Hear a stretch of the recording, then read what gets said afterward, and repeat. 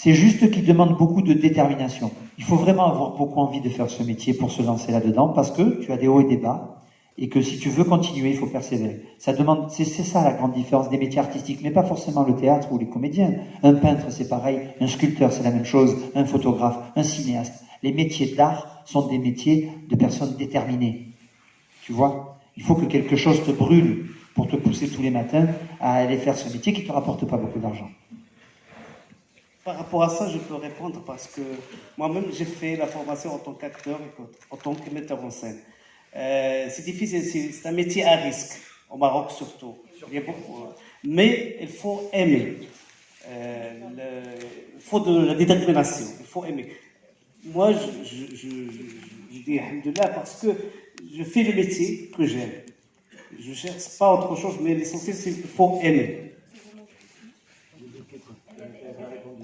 Ah, je réponds vite aux autres questions. Donc, non, quand j'écris, je ne m'inspire pas du tout de la vie des comédiens personnels. En revanche, eux, dans leur travail, pour arriver à émettre des émotions, ils se plongent dans leur propre vie. Pas toujours, des fois simplement le texte les émeut.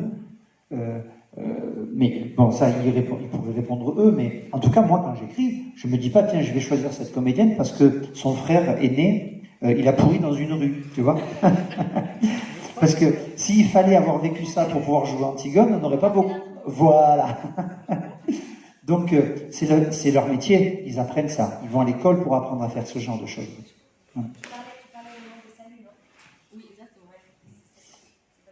Alors là, c'est à toi de répondre. Il n'y a rien de spécial à dire, mais c'est que c'est pas du tout le cas tout le temps au moment des saluts.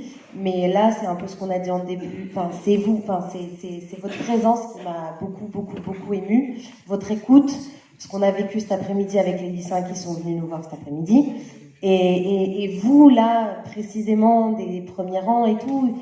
Enfin, vous vous rendez pas compte que nous, on vous donne l'impression qu'on raconte une histoire qui est loin ou je sais pas quoi et tout, mais on est là, on est des gens vivants et on entend tout, on sent tout, on voit tout dans une certaine mesure. Mais vraiment l'énergie qui émane de la salle parfois est extrêmement forte et très bouleversante. Je pense qu'elle est aussi bouleversante dans ce sens-là que dans celui-là. Et aujourd'hui c'était le cas et c'est pour ça que j'étais émue. Et une dernière petite réponse par rapport à la question sur le fait de se lasser ou pas de jouer. En fait, il n'y a aucune représentation qui ressemble à une autre, mais pas une. Parce qu'en fait, on n'a pas les mêmes personnes dedans et que nous, on n'est pas au même endroit. Et le truc, c'est qu'on essaye d'utiliser l'endroit où on est et l'écoute de ce qui se passe dans la salle. Par exemple, ce soir, il y a des moments où c'était un peu difficile avec les gens qui, je ne sais pas pourquoi, n'ont pas éteint leur téléphone portable. Et c'était extrêmement embêtant, mais on sentait bien que c'était embêtant pour les voisins.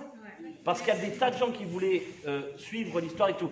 Et puis, sans animosité aussi, il y a des photos qui sont prises pendant le spectacle. Il faut des photos, etc. Mais ce petit truc rouge qui n'arrête pas de faire ça, quand on s'adresse au public, au bout d'un moment, c'est hyper irritant, quoi. Mais en dehors de ça, on va chercher dans l'énergie que nous donne le public pour vivre ce qu'on a à vivre là et raconter cette histoire. Mais c'est jamais la même. Et déjà, rien que comment on arrive au théâtre 2 heures avant, c'est selon les jours. Là, tout à l'heure, on est arrivé après la représentation de cet après-midi. On est allé essayer de respirer un petit peu. Et on est revenu, on était trempés comme des souffles. C'est-à-dire qu'au bout d'un moment, on était comme ça. Et puis on s'est dit, bon, allez, on va se réchauffer et tout ça. Et quand on a vu le public rentrer, il y avait du monde de partout. Il y en avait là-haut, il y en avait là-bas. On sentait qu'il y avait une énergie comme ça et tout. Bon, c'est autre chose que quand tu vas pour jouer et que tu dis, il y a 10 personnes dans la salle ce soir. Il va falloir y aller. C'est bien. Alors, ce qui est étrange, c'est que des fois, on joue devant des toutes petites salles comme ça. Enfin, la salle est grande, mais il y a 10 personnes. Et ces 10 personnes, elles sont tellement généreuses que waouh! Ouais, mais bon, voilà, ça dépend tout le temps. Hervé, je suis désolé, mais on me fait des grands signes, il faut vraiment qu'on fasse très très vite. Ok, dernière question, ouais. Elle n'est pas très rapide. Alors toi, déjà, t'annonces la couleur, pas. J'aurais une question. On y va. Ah, super. Non, en fait, j'aurais une question pour les acteurs. Avec votre respect, s'il vous plaît.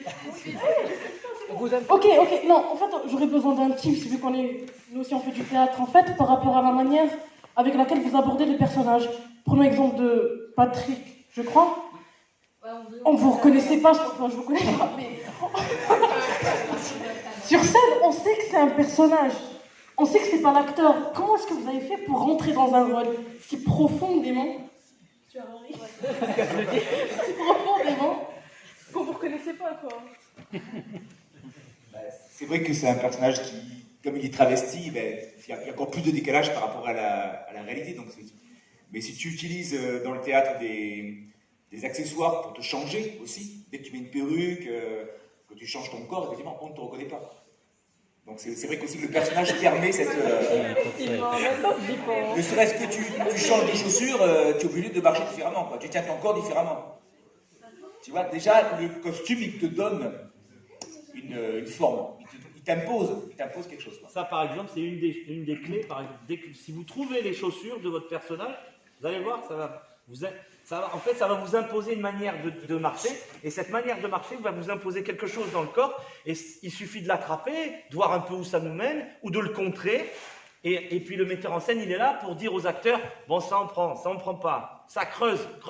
Non, c'est pas bon. On reprend. Allez, et au fur et à mesure, il y a quelque chose qui naît. Et puis après, ce qui va vraiment exister, c'est au contact du public. Merci. Merci beaucoup. Et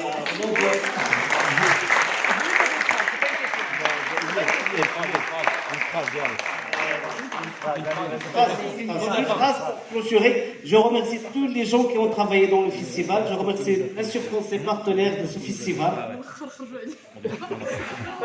Simplement, je voulais juste féliciter Patrick en fait.